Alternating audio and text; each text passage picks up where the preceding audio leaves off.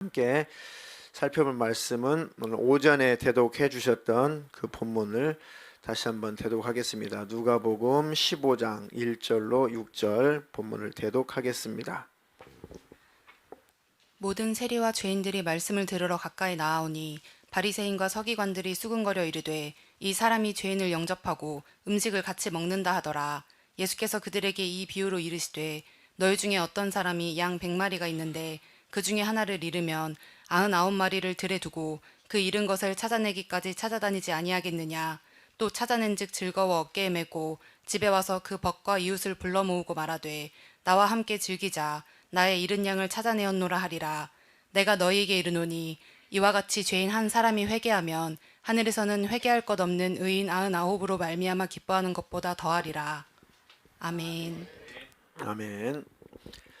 오전의 말씀을 이어서 하나님을 더욱 가까이 하라, 하나님을 더욱 가까이 하라 라는 제목으로 하나님 말씀 전하겠습니다. 하나님을 더욱 가까이 하고 싶다면 그 하나님을 더욱 가까이 하려면은 첫 번째는 회개를 해라. 회개의 요소는 첫 번째, 하나님이 싫어하는 것들을 빨리 버려야 된다. 겉사람도 하나님이 싫어하는 행동을 버려야 되고 더더욱도 속사람도 하나님이 싫어하는 마음에 끌어 담아 놓은 그런 죄악들을 빨리 배설물처럼 버려야 된다. 그래야지 하나님을 느낄 수 있고 하나님의 은혜와 사랑을 누릴 수가 있다. 그것이 선행되지 않으면 절대 하나님께 가까이 갈 수가 없죠. 하나님께 가까이 간다는 것은 하나님 마음을 경험한다는 것입니다. 하나님과 더 소통한다는 것이고 하나님의 뜻과 의도를 잘 알아차린다는 것입니다. 그러니까 내 마음속에 하나님을 느끼지 못하는 그 죄악이 가득하게 되면 하나님의 은혜를 누리지를 못하고 느끼지 못한다. 참 힘들죠, 그게. 사람의 힘으로 안 되니까 임재를 경험해야 된다. 다시 말 하나님의 마음이 내게 임해야 된다. 하나님의 성령이 나를 충만케 해주셔야 된다. 그러면 그렇게 노력하고 결심하고 결단하고 해도 안 됐던 것들이 신기하게 싹 빠져나갑니다. 그리고 내 안에 평안이 이루어진다. 그리고 두 번째가 회개한다라고 하는 것은 하나님을 사랑하지 못한 것, 하나님을 사랑하지 않은 것, 그거 회개해라. 그리고 이웃을 사랑하라 했는데 사랑하지 않은 것, 그것을 회개해라. 그게 회개의 본질입니다. 성경에 많이 회개하라, 회개하라, 회개하라, 많은 회개하라는 소리가 있는데 회개의 본질은 사랑하지 않은 것을 회개하라. 사랑 안에는 모든 율법이 다 들어있다 그랬죠. 그래서 구약에서는 하나님을 사랑하는 법을 구약 백성들에게 가르쳐 주시느라고 안식법도 만들고 또 월삭, 절기법, 제사법, 심지어는 먹는 법, 옷 입는 법, 이방인들하고 구분되는 그 법들을 구약 백성들에게 하나님이 많이 만들어 놓고 너희가 나를 섬기려면, 나의 백성이 되려면, 나를 사랑한다면 이렇게 해봐.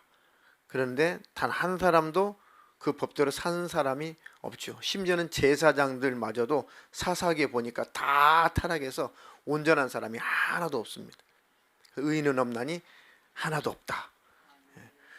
그래도 신약에 넘어와서 이 바리새인들이라든지 서기관 또 이런 율법사 이런 사람들이 그래도 하나님의 법대로 하나님의 말씀대로 살아보려고 몸부림을 치면서 이것이 하나님을 섬기는 것이다 라고 열심히 법을 지켰는데 예수님 오시니까 아니야, 너희들도 역시 죄인이야. 너희들이 율법의 조항들을 몇 개 지켰다고 해서 너희들이 의롭지 않아. 그것은 겉사람을 약간 경건하게 해줄지는 모르겠는데 속사람을 그것이 변화시키지 못해. 제사법이 속사람을 바뀔 수는 없다. 할례법이 할례한다고 해서 너희들이 속사람을 바꾸는 것이 아니다. 너희들 먹는 거, 입는 것 이런 거 지킨다고 너희들이 속사람이 바뀌는 것은 아니다. 오히려 그런 것들을 잘 수행하며 지킨다고 해서 오히려 우쭐해지고 우리는 선민이야. 우리는 이런 거 지키고 있으니까 우리는 천국이야. 우리 영생이야. 오히려 너희는 목이 곧고 너희들은 교만해진 자들이다. 그러니까 예수님께서 신랄하게 책망하시죠. 이 외식하는 서기관들과 바리새인들이. 계속해서 예수님이 화 있을지언정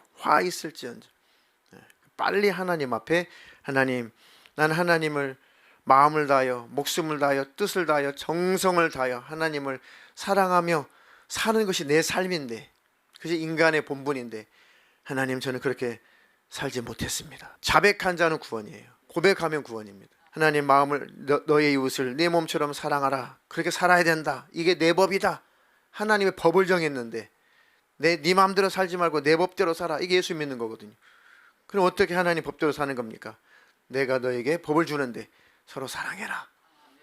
하나님, 내가 그렇게 또 살지 못했음을 자백합니다. 주님, 흘리신 보혈로 나를 씻어 주시옵소서. 이것이 우리의 회개의 본질이다. 그럼 이제 회개하는 삶은, 회개하며 사는 삶, 회개한 삶은 하나님을 늘 좋아하고 하나님을 사랑하고 하나님을 기뻐하고 하나님 말씀을 순종하고 하나님 싫어하는 죄를 막 끊어버리고 버리고, 그리고 내 가족, 내 친족, 내 이웃, 내 동료들을 주님의 이름으로 아끼고 섬기고 사랑해주고 하나님의 그 사랑을 나타내주고, 이런 삶을 사는 것이 신앙생활이고, 그런 사람들을 회개한 삶을 산다라고 하는 것입니다. 이 사람은 회개하고 나서 삶을 잘 살아가는구나. 그 신앙생활의 본질이어야 되는데, 그 신앙생활의 본질이 아니면은 결국은 심령이 둔탁해져, 강팍해지고 교만해지고 회개가 안 일어나요. 엉뚱한 회개만 해요. 본질적인 회개는 못하고 거칠의 회개만 하다가 결국은 천국 갈 줄 알았는데 죽으면 지옥이에요. 왜요? 본질적인 회개가 안 터져서 그렇습니다. 회개는 본질적인 회개.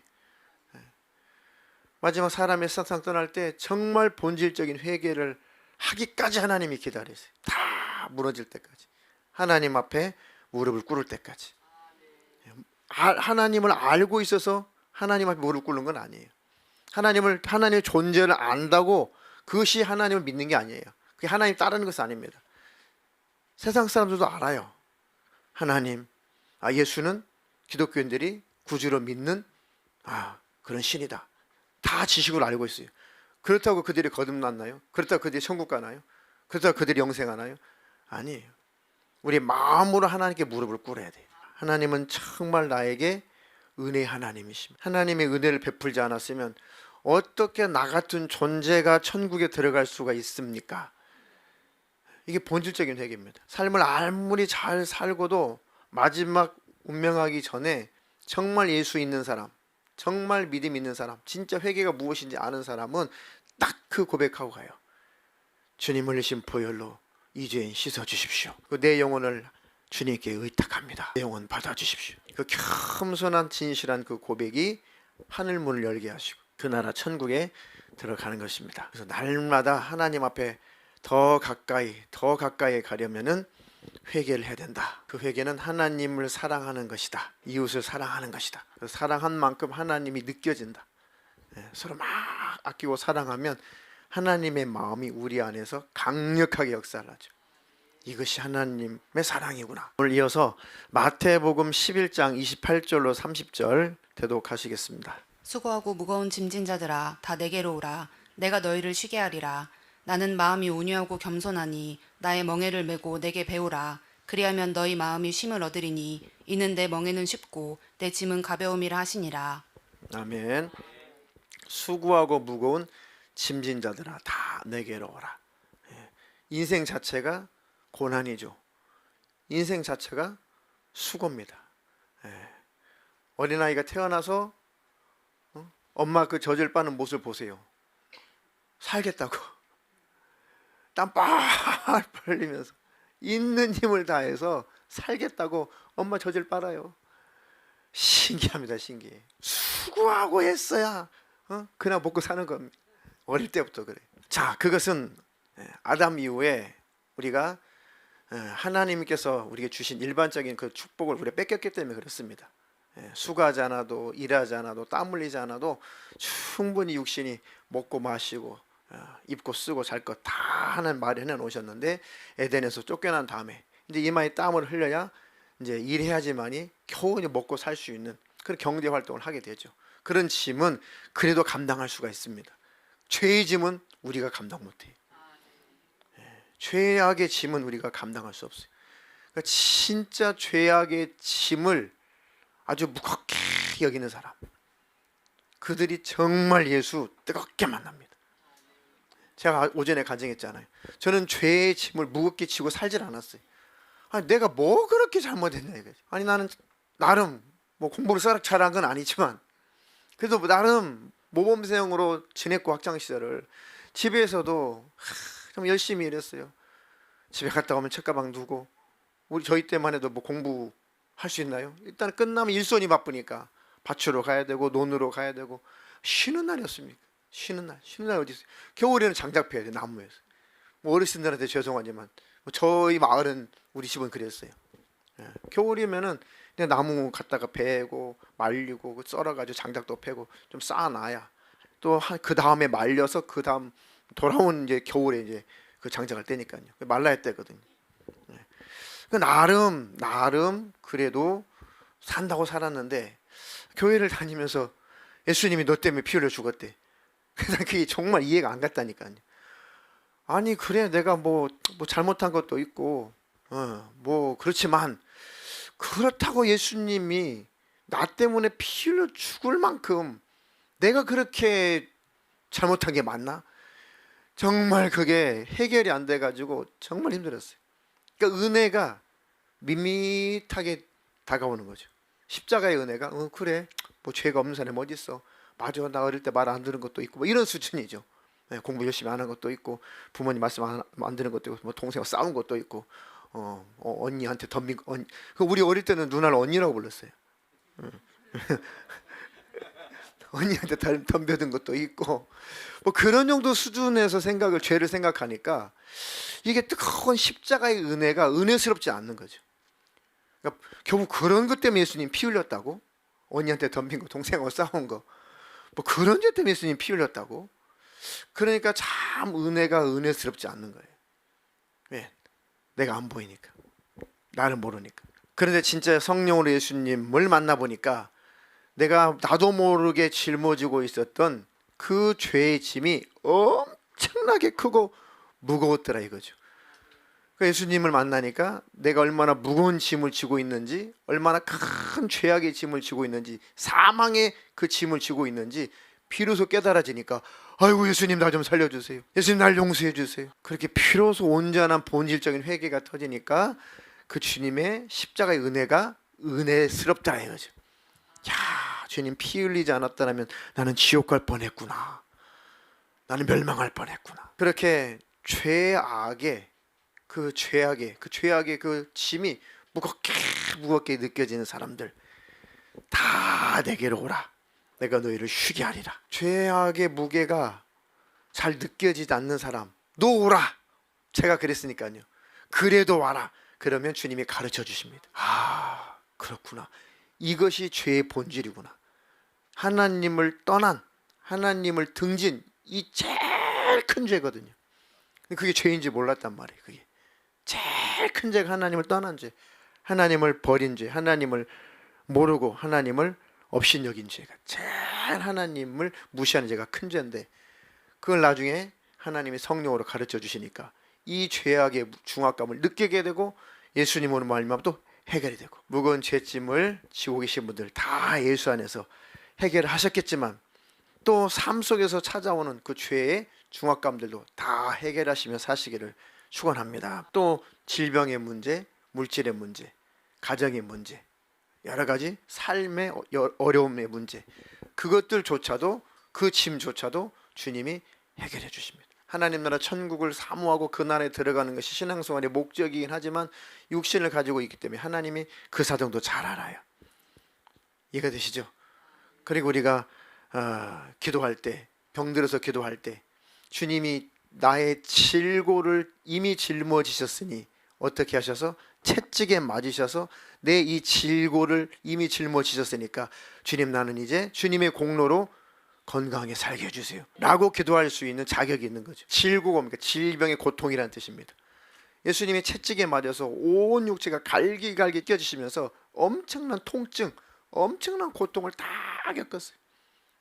마취도 안 해놓고 사람을 예수님 그렇게 때릴 수가 있냐고. 그죠? 온몸이 갈기갈기 찢겨져서 십자가를 지실 즈음에는 이미 과다출혈로 예수님이 어떻게 몸을 지탱할 수 없는 지경이었어요.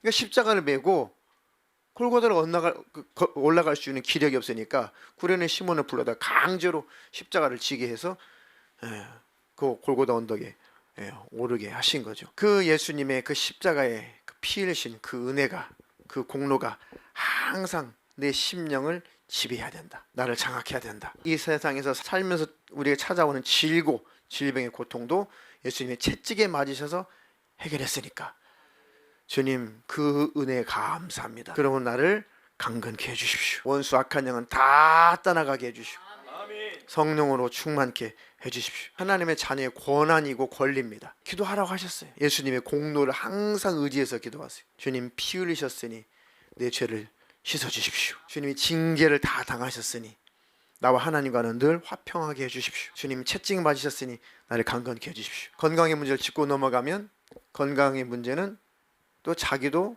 식생활을 조심해야죠. 몸을 망가지는 식생활을 하면서 건강해달라고 아무리 기도해도 하나님 아무리 건강하게 해주려고 해도 네가 식생활을 엉망으로 하니까 내가 아무리 너를 건강하게 해주려고 해도 네가 안 된다. 네 식생활 좀 바꿔라. 이해는 되시죠? 그 상식이에요, 상식. 우리가 노력할 거 우리가 노력해야죠. 아무 노력도 안 하고 하나님 앞에 무조건 건강 달라 뭐 달라. 아니 네가 노력할 건 네가 노력해. 이적도 능력도 기도 응답도 우리가 할 것은 우리가 하고 구해야 되는 거예요. 우리가 할 수 없는 것 하나님이 하실 겁니다. 어제 선교사님이 그러셨다고 그랬죠. 이제 선교지 오지에서 선교를 하시고 이제 뭐 선교 대회나 뭐 이것 때문에 본국에 잠깐 수년 만에 한번 돌아올까 말까죠. 그런데 변변한 옷이 없잖아요. 선교에서 오래 있었으니까. 현지에서 입었던 옷이라도 좀 깨끗하게 좀 빨아서 입고 한국에 오고 싶은데 비누가 없잖아요. 비누. 퐁퐁은 아니구나. 비트. 이 세제가 없어요. 세제가. 세탁기가 있어요. 그러니까 개울가에서 아무리 옷을 빨고 빨아도 이게 이 찌든 때가 이 묵은 때가 이게 빠지지 않는 거예요. 그래가지고 하나님 앞에 간절히 기도했대잖아요. 하나님 그래도 본국에 돌아갈 때 깨끗한 모습으로 가고 싶은데 너무 이렇습니다. 그래서 자고 일어났더니 옷이 세상에 표백제를 넣은 것처럼 깨끗한 옷으로 싹 바뀌어 있더래잖아요. 능히 하나님 그렇게 하실 수 있어요. 그래서 너무너무 신기해가지고 자기 은사가 임한 줄 알고 기도를 막 했대잖아요. 근데 안 일어나요. 한국에 돌아와서도 옷을 딱 갈아입으면서 세탁기다 집어넣지 않고 하나님 믿습니다. 내일 아침에도 세탁한 것처럼 깨끗하게 이 옷이 그렇게 세탁된 모습으로 변화될 줄은 믿습니다 하고 하룻밤 자고 일어날 때잖아요. 구겨진 상태로 그대로 있대. 하나님 왜 저에게 은사를 주셨으면 또 나타나셔야지 왜 이러셨습니까? 마음속에 하나님이 네 나라는 세탁기가 있잖아. 그러려고 너에게 그런 이적을 보여준 것이 아니다. 세탁기가 있으면 세탁을 네가 해야지. 밥이 없을 때는 밥 달라고 구하지만 밥이 있으면 네가 떠서 먹어야지. 주여 배부르게 해주십시오. 너희 집에 김치가 없냐 쌀이 없냐 네가 밥을 해먹어라.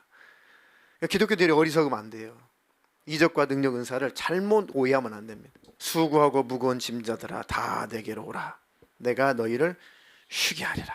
나는 마음이 온유하고 겸손하니 나의 멍에를 메고 내게 배우라. 그리하면 너희 마음이 쉼을 얻으리니 이는 내 멍에는 쉽고 내 짐은 가벼움이라 하시니라. 그때 당시 그 나라의 소들이 이제 밭가는 그런 모습들을 통해서 그것을 이제 빗대어서 보시면서 이제 설명을 해주신 거죠. 우리 인간이 쉽게 이해할 수 있도록. 보통 이제 두 마리 한 쌍 가지고 이제 밭을 갈 때 이제 결이소로 합니다. 결이소. 예. 한 마리로 갈 때는 뭐 호 무슨 소리 하던데. 호소인가 뭐 호리소인가. 예. 예, 강원도는 보통 이제 결이소로 많이 가요. 땅이 척박하고 돌이 많으니까 한 마리로는 힘이 붙이니까 두 마리로 많이 갈죠. 예, 이렇게. 그런데 가만히 보면은 두 마리가 가도 힘이 좋은 것 쪽에 쟁기를 가까이 놓고 그다음에 도와줄 수 있는 소는 쟁기를 직접 그쪽에다 달지 않습니다. 예. 물론 여러 마리 소를 뭐 예를 들어서 뭐 두 결이 네 마리를 해놓고 쟁기 두 개를 달 수 있는데 보통 두 마리면 두 개 다 쟁기를 달지 않고 한쪽만 쟁기를 달고 하나는 도와주는 겁니다. 이 소를 도와주는 거예요. 이렇게. 자, 그것도 그런데 이제 전혀 밭을 쟁기질을 하는 경험이 없는 이 어린 소는 이제 뭐 어미소 옆에서 멍에만 메고 따라만 가요. 쟁기질을 배우는 거죠. 이제 길을 배우는 거예요. 워워 이랴 저리 뭐가 뭐예요? 정지 이랴 출발 이리 저리. 예, 꽃비로 기가 막히게 소통이 잘 되죠. 예, 잘합니다. 그러니까 그것을 익히는 거예요. 사람과 소통을 해야 되니까 농부하고 그걸 말씀하시는 겁니다. 예. 그러니까 밭을 가는 어미소 거기다 쟁기를 달고 이제 밭 가는 쟁기질을 배우는 다음 어린 소. 어린 소는 엄마 소랑 이 멍에는 같이 매는데 쟁기는 안 달아요. 그 거기 힘이 안 들어가요. 그러면서 이렇게 같이 따라만 가는 거죠. 나의 멍에를 메고 나와 멍에를 같이 메고 내게 배워라. 그리하면 너는 쉼을 얻을 것이다. 예, 우리 힘으로 능력으로 죄의 허물 해결이 전혀 안 돼. 전혀 안 됩니다.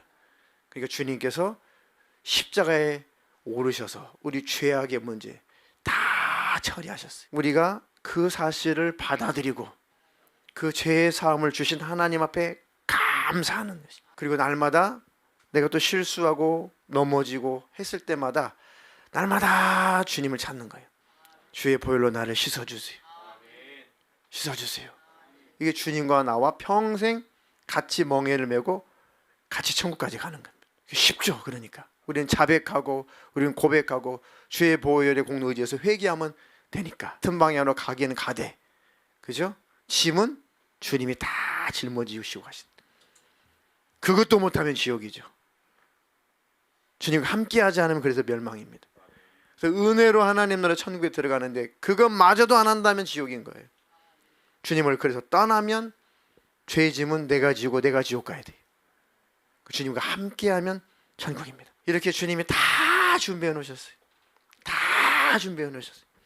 우리 주님과 함께 동행하기만 하면 돼요. 자, 히브리서 7장 18절로 19절입니다. 전에 있던 계명은 연약하고 무익함으로 패하고 율법은 아무것도 온전하게 못할지라 이에 더 좋은 소망이 생기니 이것으로 우리가 하나님께 가까이 가느니라. 아멘. 짐승을 잡아서 제사 지내는 것 가지고는 그런 법은 아무것도 우리 죄를 온전히 할 수가 없다. 내 영혼을 어떻게 씻어낼 수가 없었다. 그냥 그림자다, 그림자. 할례를 했다고 해서 할례 받은 백성이라고 해서 절대로 온전해질 수가 없다. 이것들은 전혀 온전하게 해줄 수가 없다. 전에 있던 그런 계명들은 연약하고 무익함으로 다 예수님이 십자가에서 패해버리시고 더 좋은 소망이 생겼는데 이것으로 말미암아 우리가 하나님께 가까이 가게 됐다. 그게 복음이죠. 복음으로 말미암아 복음을 만나니까 비로소 우리 속사람이 새로워지고 변화가 되는 것입니다. 이 원리가 기가 막혀. 이 메커니즘이 아주 기가 막힙니다. 겉사람만 열심을 내고 속사람이 바뀌지 않으면 헛것이에요. 하나님 나라 천국도 못 들어가요.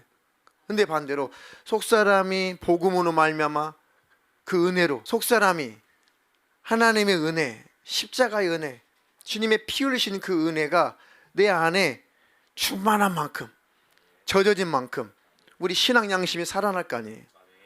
신앙 양심이 살아난 만큼 우리 속사람이 바뀐 만큼 하나님을 향한 사랑이 넘치게 되고 속사람이 새로워진 만큼 이웃을 향한 사랑이 우리 안에서 자연스럽게 나타나게 되고 그러면 속사람이 바뀌면 바뀔수록 이 사람은 무엇을 이루는 삶을 산다? 하나님의 사랑하라.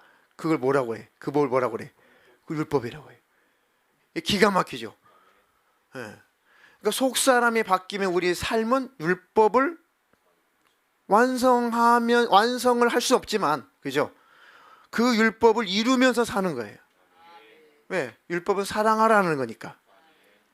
그 율법을 이루며 살 수 있는 유일한 길은 주님의 은혜, 주님의 사랑이 나를 지배하는 수밖에 없어요. 그 내 안에 폭발적으로 그 은혜 받은 힘이 나타나는 거죠. 그 은혜를 경험하고 십자가의 은혜를 경험하게 되면은 막 감사하고 싶잖아요. 충성하고 싶고 찬양하고 싶고 주님 전하고 싶고 그리고 밥 사주고 싶고 식사하고 이렇게 소사역 가까운 데를 이렇게 한 바퀴 돌고 이렇게 돌았거든요.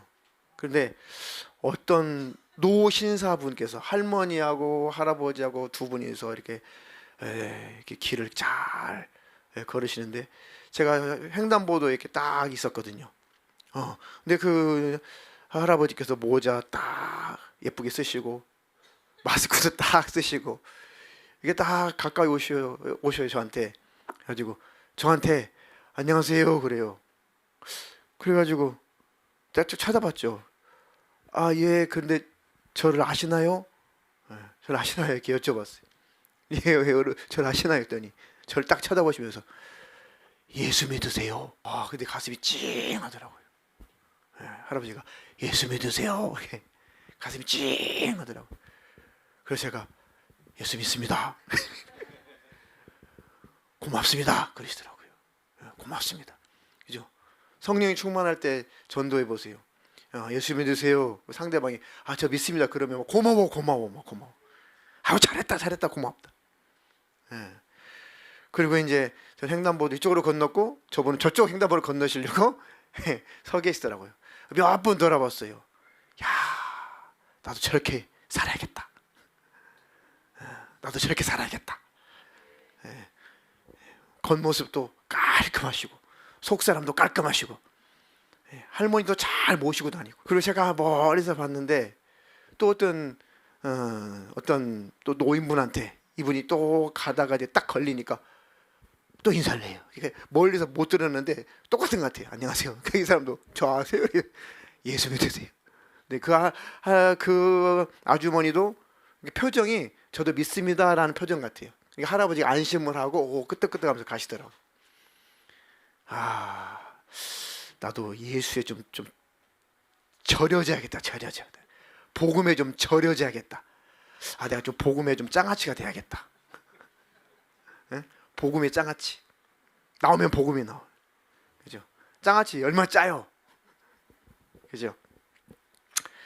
하나님 그 예수로 나를 충만케 해 주시옵소서. 그러니까 복음이 우리를 새롭게 한다. 그러니까 우리가 늘 구할 것은 주님 그 마음 내게 부어주세요. 주님 은혜 내 안에 충만하게 해주세요. 그리고 내 속사람이 주님 닮아가게 해주세요. 속사람이 주님을 닮으면 닮을수록 우리는 율법을 이루며 산다. 겉으로 이런 법 저런 법 막 애써 지키면서 속사람이 전혀 바뀌지 않으면 천국도 못 가요.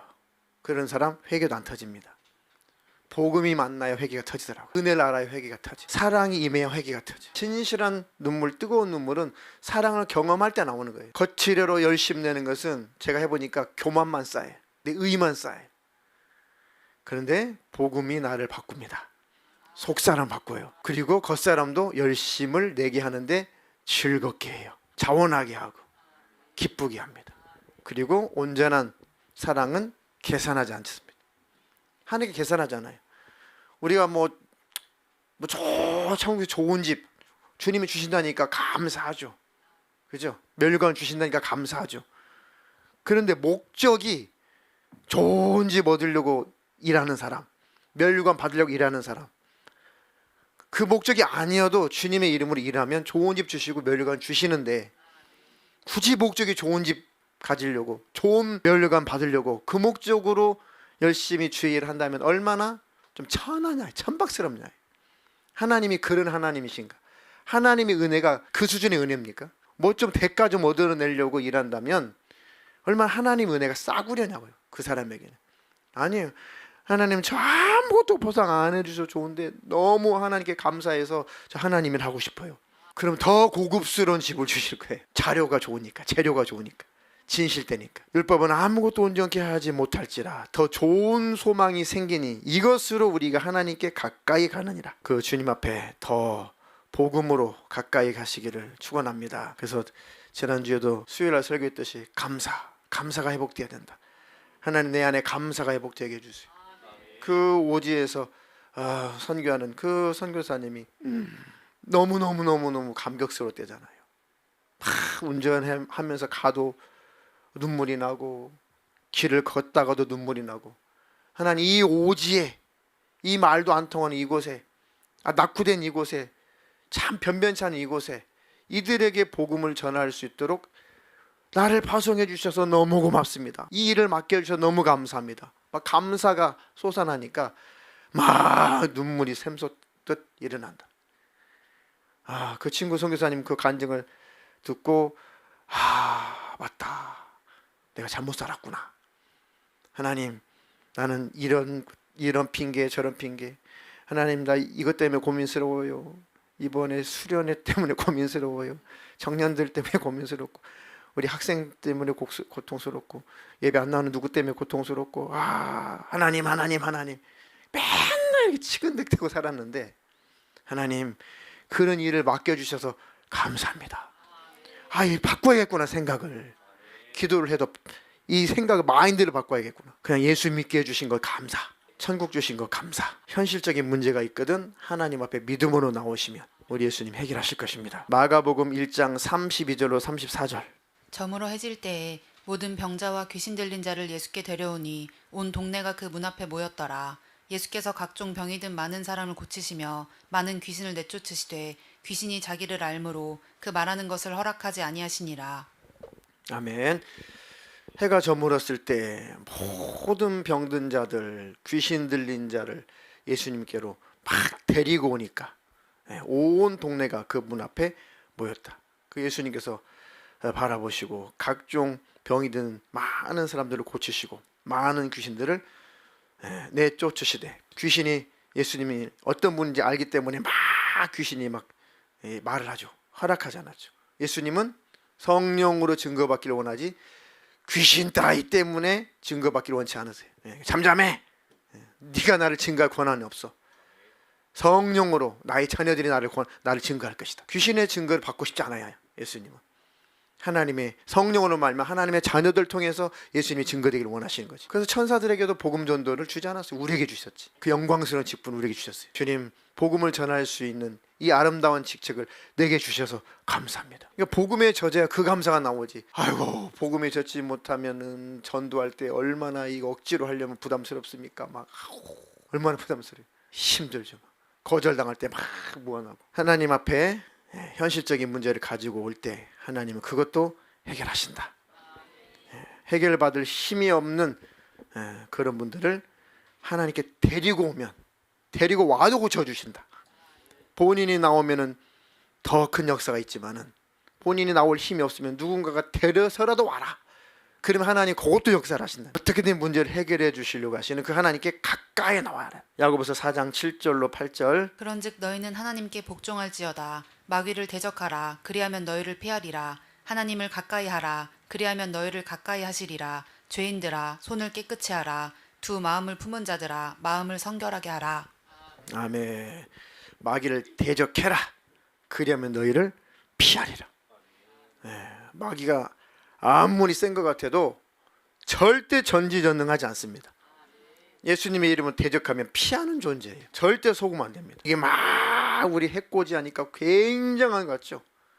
예수님 이름 앞에 아무것도 아니에요. 저는 막 신경이 막 날카롭고 막 고민스러울 때 가끔 요게 찾아와가지고 막 잠자는데 날 더 막 괴롭혀요. 막 최근에도 막 괴롭히는데 목소리가 안 나와가지고 보통 가위 눌린다 가지고 가위 눌린다. 내가 또 하나님 앞에 탁 내려놓고 맡기고 살아야 되는데 또 근심 걱정 때문에 마음이 어두워졌더니 요게 또 날 괴롭히는구나. 알죠? 또 그 세계 속에서. 근데 요게 지 얼굴을 짐승도 아니고 인형도 아니고 사람도 아닌 것이 징그럽게 지 얼굴을 내 얼굴 앞에 딱 갖다 대놨어요. 어이 징그러. 예수의 이름으로 예수의 이름으로, 예수의 이름으로 싹 사라져요. 아무것도 아니에요. 예수의 이름 앞에 아무것도 아닙니다. 싹 사라져. 마귀를 대적해라. 너희를 피한다. 피해. 주님 안에 있으면 원수도 우리를 두려워합니다. 왜? 주님이 함께 계시니까. 하나님을 가까이 해라. 그리하면 너희를 가까이 하시리라. 죄인들아 손을 깨끗이 해라. 두 마음을 품은 자들아 마음을 성결하게 해라. 자, 마지막으로 우리 한 절만 더 읽습니다. 마태복음 12장 30절로 32절 마지막으로 읽겠습니다. 나와 함께 아니하는 자는 나를 반대하는 자요 나와 함께 모으지 아니하는 자는 해치는 자니라.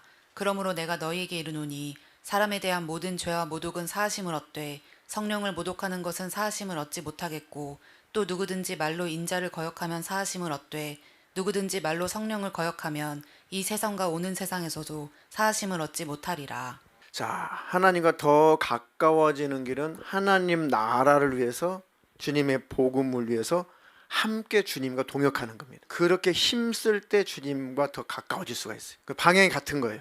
하나님은 하나님의 나라를 완성하시고 싶어 하시죠. 그건 뭡니까? 결국 하나님 나라 완성된다는 것은 무슨 뜻이라고요? 구원받은 수가 다 차는 거예요. 그게 완성입니다. 천국이 좁아가지고 공간을 넓히는 게 아닙니다. 하나님 나라에 구원받을 사람들이 다 들어오면, 숫자가 차면 천국은 완성의 완성. 그러니까 하나님 나라가 완성된다는 것은 복음 전도를 통해서 구원받을 사람들의 수가 차면 완성이죠. 그 일에 함께 주님과 동행하면 방향이 같으니까 늘 주님과 함께 할 수 있어요. 주님과 더 가까이 할 수가 있습니다. 반대로 그것을 회방하는 자, 그것을 방해하는 자는, 그게 바로 성령 해방이에요. 성령 해방은 성경에 딱 한 번밖에 안 나와요. 예수님이 막 눈 멀고 귀신 들려 눈 멀고 벙어리 된 자를 막 고쳐주시니까 또 등장한 게 누굽니까? 바리새인들, 율법사, 서기관, 요들이 막 또 태클을 걸어요. 예수님 앞에. 저거 귀신의 왕 바알세부를 힘입어서 저거 저러는 거야. 예수님이, 야, 내가 귀신의 왕 바알세부를 힘입어서 귀신을 쫓아낸다면 너희 자녀들은 귀신 들리면 어떻게 쫓아낼 거냐? 그러니까 네가 말한 그 말에 네가 옳으면 네가 걸린다. 나는 성령으로 이 귀신들을 쫓아내는 것이다. 성령으로 귀신을 쫓아내는 것이면 하나님 나라가 이미 임해 있다. 다시 말하면 예수님께서 하나님 나라를 선포하고 계시는 거예요. 하나님 나라를 선포해야 되는데 귀신들, 요것들이 하나님 나라를 받아들이지 못하도록, 예수님을 받아들이지 못하도록 가로막고 있으니까 요 귀신을 쫓아내고 하나님 나라가 임해야 돼요. 복음이 들어가야 되는 것입니다. 그런데 그 예수님을 귀신 취급했어요. 예수님을 귀신의 왕 바알세부를 취급을 했습니다. 그것이 성령 해방이에요. 그러니까 예수를 거절하는 게 성령 해방입니다. 예수님을 받아들이지 않는 것, 복음을 받아들이지 않는 것이 성령 해방이에요. 그래서 예수님 뭐라고 그랬어요? 야, 꼭 너희들이 이와 같다. 어떤 사람이 귀신이 들어왔는데 요 귀신이 밖을 나갔다가 쉴 곳을 찾아서 헤매다가 쉴 곳을 찾지 못하고 다시 돌아오려고 하는데 그 사람의 집이 다 비어있고 청소가 되고 소재가 되어 있어서 이 귀신이 하는 말이, 야, 내 집이 비어있고 청소되고 소재가 됐다. 더 악한 귀신 7을 데리고 들어가서 내가 거해야겠다. 그렇게 쑥 들어가 거하니까 그 사람 형편이, 나중 형편이 처음보다도 더 심각하게 됐다. 이어지는 말씀이에요. 마태복음. 예수님이 너희들이 그와 같아. 이 세대가 이와 같다. 그러니까 예수님을 받아들일 수 있을 때, 예수님이 그때 당시 복음을 선포하고 하나님 나라 천국을 전할 때, 그때 귀신들이 벌벌벌 떨고 귀신들이 막 쫓겨나가죠. 그때 예수님을 온전히 영접을 하고 예수님의 그 은혜 안에 거하면 7귀신 못 들어와요. 그런데 그 예수님의 복음을 듣고 그 예수님을 만나고 귀신이 발발발발 떨어서 일단 나갔단 말이에요. 그런데 이 사람들이, 바리새인들, 이 사람들이 마음이 강팍해요. 그리고 그 예수님을 결국은 모셔드리지 않고 배척을 해요. 그러니까 이때다 싶어가지고 더 악한 귀신 7을 데리고 이 사람들이 거해요. 결국은 이들이 예수를 십자가에 매달아 죽여버린 거예요. 일곱 귀신이 들린 거예요. 일곱 귀신. 이게 성령 해방입니다. 복음을 받아들이지 않는 거, 예수님을 거절하는 거, 이것을 예수님이 성령 해방이다. 그러니까 복음을 받아들이지 않으면 당연히 지옥이죠. 예수님을 거절하면 당연히 지옥이죠. 이거는 이 세상과 오는 세상이 또 와도 예수님을 거절하는 죄는 사함받을 수 없어요. 복음을 거절하는 죄는 사함받을 수 없어요. 그러니까 이것은 성령 해방. 성령은 진리를 전하시죠. 진리를 깨닫게 하시죠. 그 성령님이 진리, 복음을 깨닫게 하시는 그 성령님이 주시는 진리를, 그 복음을, 예수를 거절한다, 그 성령을 거역한다, 그 성령을 해방한다. 그럼 어떻게 복음을 깨닫고 어떻게 구원받아요? 어떻게 천국 가요? 그래서 지옥이라는 얘기입니다. 사도 바울은 성령 해방 엄청 했습니다. 성령 해방. 왜요? 복음을 가진 자, 복음을 전하는 자, 예수 믿는 자 엄청 잡아 죽였어요. 예수 믿기 전에. 그것도 막 분이 안 풀리니까 오해했죠. 하나님 오해했죠. 그러니까 저 멀리 있는 예수쟁이들 다 잡아 죽인다고 막 살기등등 해가지고 가다가 예수님 만난 거예요. 사오라 어째 네가 날 핍박하냐. 주님 누구십니까? 나는 네가 핍박하는 예수다. 네가 하는 짓이 마치 이 가시채를 네가 가시채를 발로 차는 것 같다. 그럼 네 발이 그 가시에 찔려고 너덜너덜 너만 상처받는 거다. 네가 하는 짓이 꼭 네 영혼을 그렇게 해야 하는 것 같다. 너네 망할 짓만 하냐. 그 예수님의 음성을 들으면서 확 꼬꾸라졌죠. 야, 정말 그 예수가 하나님의 아들이었다고? 그 예수가 정말 하나님의 아들, 나의 구세주, 그 예언되어 왔던 그 메시아였다고? 너무너무 충격을 받죠. 그리고 나서 목숨을 걸고 예수의 복음을 전하는 정말 전무후무한 사도가 된 거예요. 예. 과거에는 성령을 해방했지만은 이제는 예수 믿고 성령 받고서는 죽을 때까지 성령으로 복음을 전하는 전무후무한 사도가 됐다. 예수를 믿고 예수님을 떠나고 그 복음을 또 거절하고 주님을 받아들이지 않으면 이게 성령 해방이에요. 죽음은 지옥입니다. 이 성령 해방은 절대 사함이 없어요. 왜? 예수를 거절하는 거니까. 성령 해방은 성경에 이 사건 외에는 나온 데가 없어요. 물론 성령을 금심하게 하지 말라, 성령님 거역하지 말라 그런 구절이 있지만 성령을 해방하는 것은 이 말씀을 근거로 하는 거예요. 이해가 되시죠? 아, 내가 절대 성령 하나님, 나를 천국으로 인도하시는 그 성령 하나님, 복음을 깨닫게 성령 하나님, 내가 잘 모셔야겠다. 거절하면 안 되겠다. 하나님 나라 복음을 위해서 성령님과 함께 삶을 사는 것이 하나님께 가까이 가는 것입니다. 그 하는 일에 복을 받을 것이고 하나님께서 삶을 책임져 주실 것이고 영생의 길로 인도하실 것이고 하나님 나라 천국에 하나님께서 예비하신 축복의 상급이 있을 것입니다. 그 은혜가 충만하시기를 축원합니다.